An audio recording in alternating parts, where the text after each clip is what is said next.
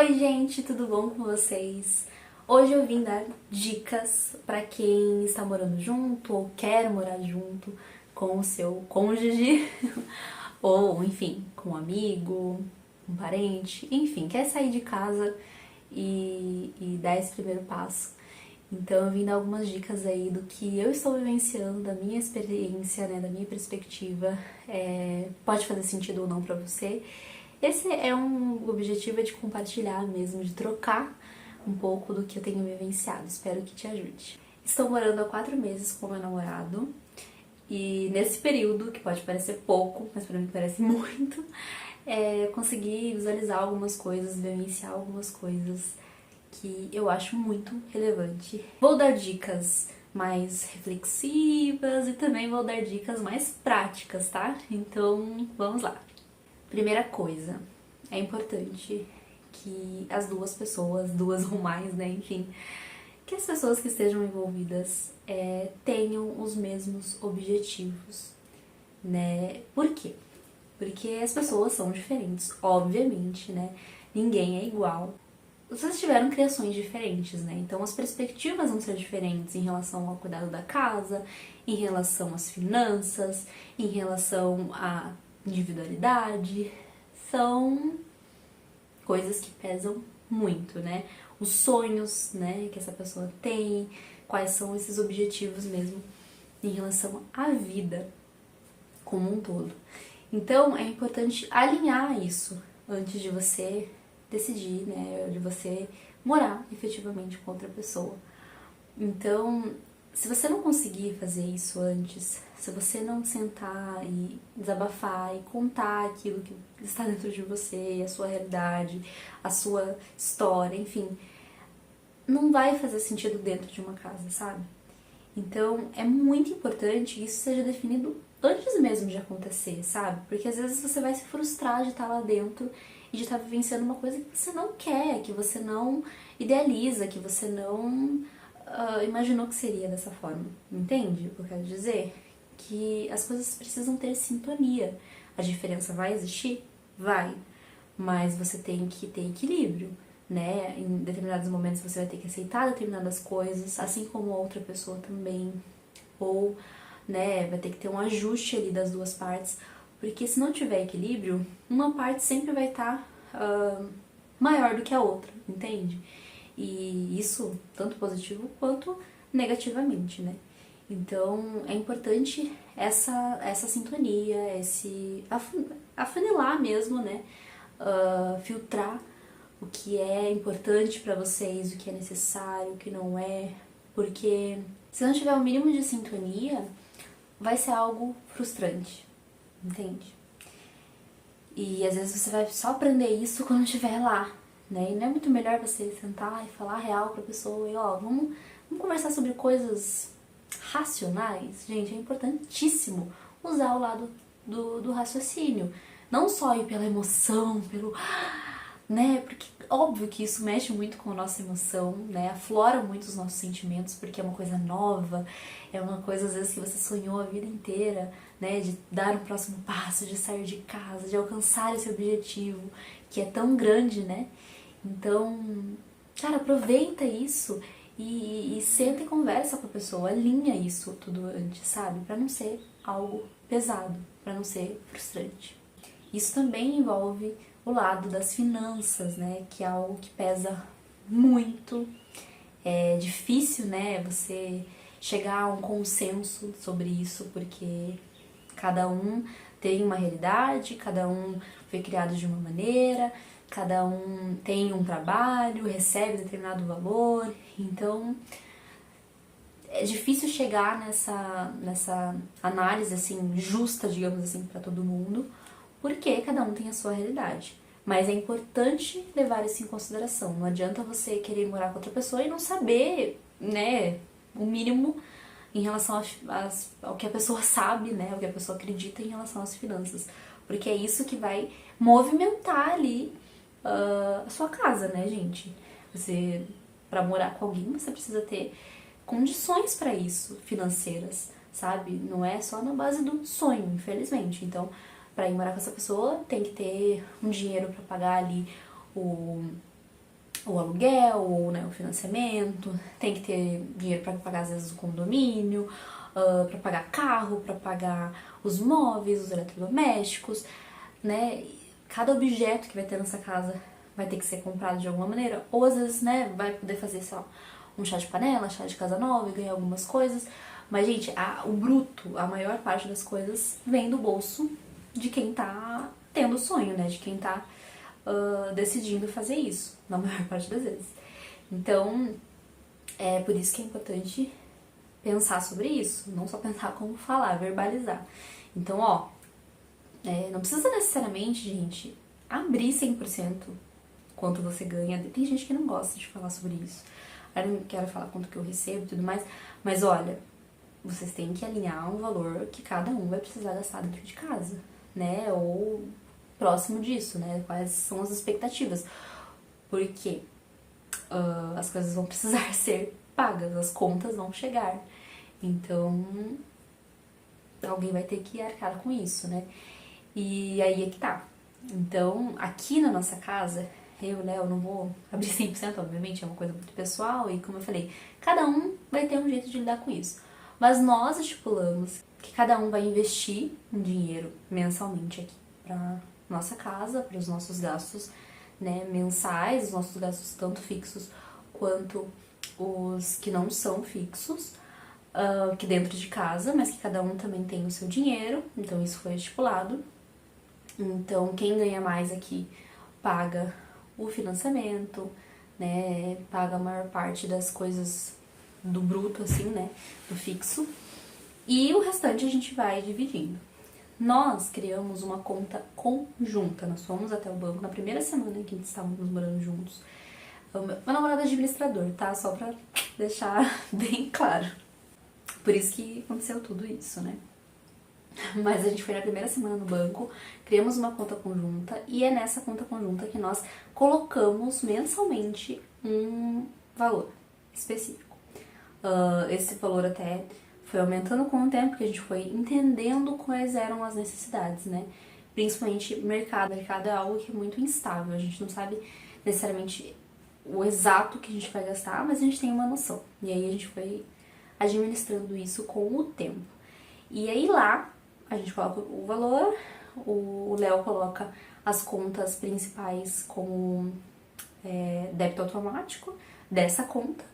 E aí, no mercado a gente gasta, a gente tem cada um o seu cartão, a gente vai no mercado, daí ele foi no mercado, comprou tal coisa que precisava, pagou nesse cartão, então já vai pra conta que é nossa, inclusive a gente vai administrando os valores. Se vocês quiserem, depois eu posso fazer um vídeo falando mais ou menos assim, como são os nossos gastos aqui em casa e tudo, só pra ter uma pequena noção de como é, né, morar junto, porque não é barato. Mas a gente tenta administrar, né, filtrar bem o que dá. E eu acredito que a gente vive muito bem e a gente tem conforto, a gente come bem, sabe? Tudo pra esse lado assim. Então não é um valor super baixo, mas também não é algo exuberante, sabe? Então administrar isso, essa parte é importantíssima, né? E às vezes definir uma pessoa que vai fazer isso também porque no meu caso, gente, eu administro as minhas finanças, eu tenho a minha planilha aqui de gastos e tudo, mas eu não sou uma pessoa que lida muito bem com isso, que entende super bem a respeito disso, sabe? Então eu deixo muito pro Léo, e é algo que ele gosta, que ele sabe, que ele entende, então ele faz porque ele já tem essa vivência, entendeu? E inclusive a ideia da conta conjunta foi uma ideia dele, ele colocou pra mim, nós conversamos sobre isso e nós decidimos juntos, não foi uma coisa unilateral, foi uma coisa consensual. Nós dois conversamos e chegamos nesse método, né, nesse meio pra lidar com as nossas finanças e fez sentido. Outra questão, gente, é lidar com as coisas da casa, né, com as tarefas de casa, as funções de cada um, como que isso vai funcionar, né, como eu falei, cada um tem uma criação, então às vezes você saiu de casa com a sua mãe fazendo tudo pra você, como é o meu caso, minha mãe era dona de casa, então ela né, então ela sempre fez tudo em casa, fazia comida, enfim, e aí eu cheguei aqui e eu me deparei com uma outra realidade, obviamente. Né? Então a gente tem que dividir muito bem isso, não é só pra um nem só pra outro. Mas é importante essa conversa acontecer também. Aqui em casa a gente não tem funções pré-destinadas, né? Então não é tipo, você limpa o banheiro e eu limpo a cozinha. Não, a gente vai sentindo, né, também as necessidades diárias, assim, eu vou vendo, né, a necessidade de limpar as coisas. E aí a gente vai fazendo, sabe? O Léo, ele me ajuda muito nisso, então não é algo que sobrecai em relação a mim. Eu acabo fazendo mais coisas da casa e uma função que foi destinada a mim, praticamente, foi a questão da cozinha, porque daí eu comecei a pegar, comecei a fazer e foi rolando, entendeu? A gente foi se adaptando com isso também. Isso também leva em consideração o tempo de trabalho de cada um, sabe? Várias coisas, várias circunstâncias. Então a gente foi se adaptando. Mas o Léo não deixa de fazer, então ele não deixa de cozinhar, ele faz comida também, maravilhosamente bem, inclusive. Então a gente vai sentindo, sabe?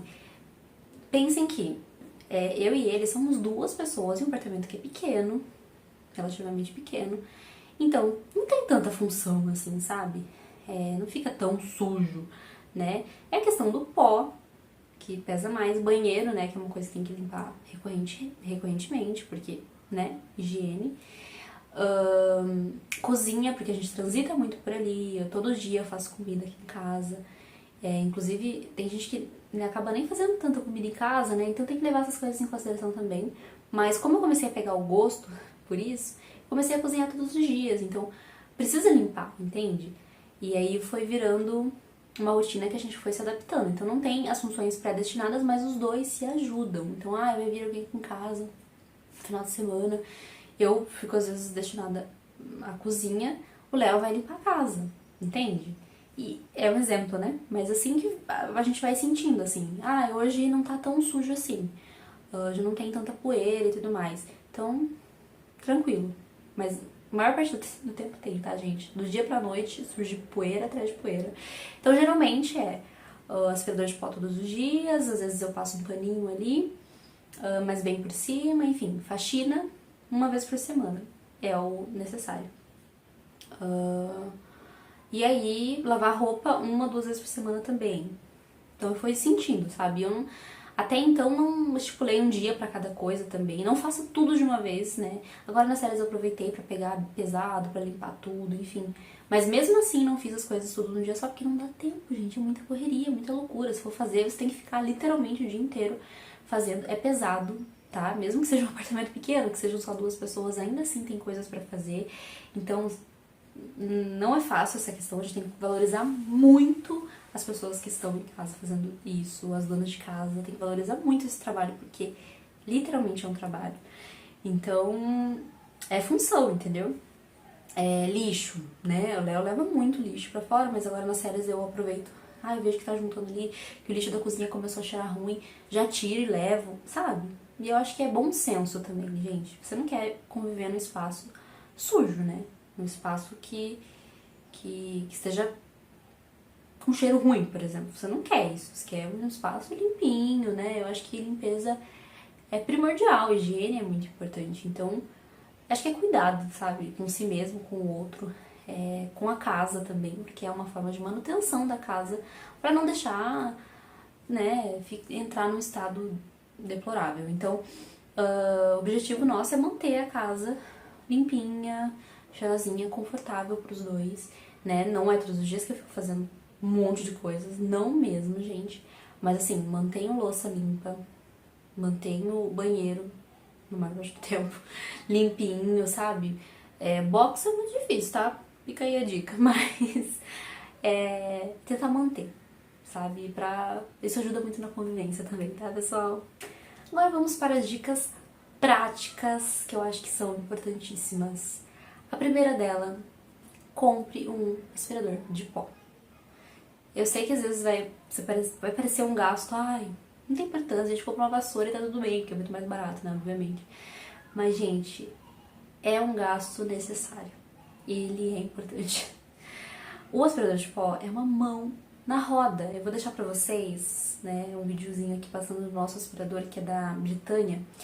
Ele é muito bom, sabe? Você consegue desmontar ele também, deixar ele menorzinho pra passar nas partes, né, menores, enfim. É um aspirador de pó bom demais pra quem quiser recomendação. Mas assim, qualquer aspirador de pó, entendeu?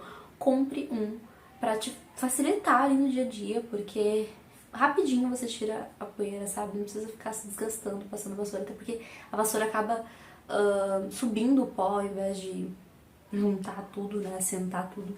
Então, o aspirador de pó é uma boa, tá? Coloca aí na sua listinha de enxoval.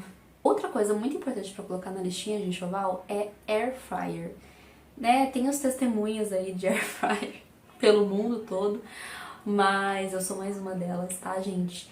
Eu comprei depois que eu já tava aqui, foi na Black Friday do ano passado, e foi um investimento, gente, sério, uma compra essencial, porque ajuda muito no dia a dia pra fazer, né, as carnes, pra fazer batata, pra fazer pão de queijo, pra fazer muita coisa. Gente, eu ainda não aprendi a fazer tudo na Airfryer, porque tem muita coisa pra fazer. Já vi vários vídeos no TikTok, inclusive pudim dá pra fazer na Airfryer.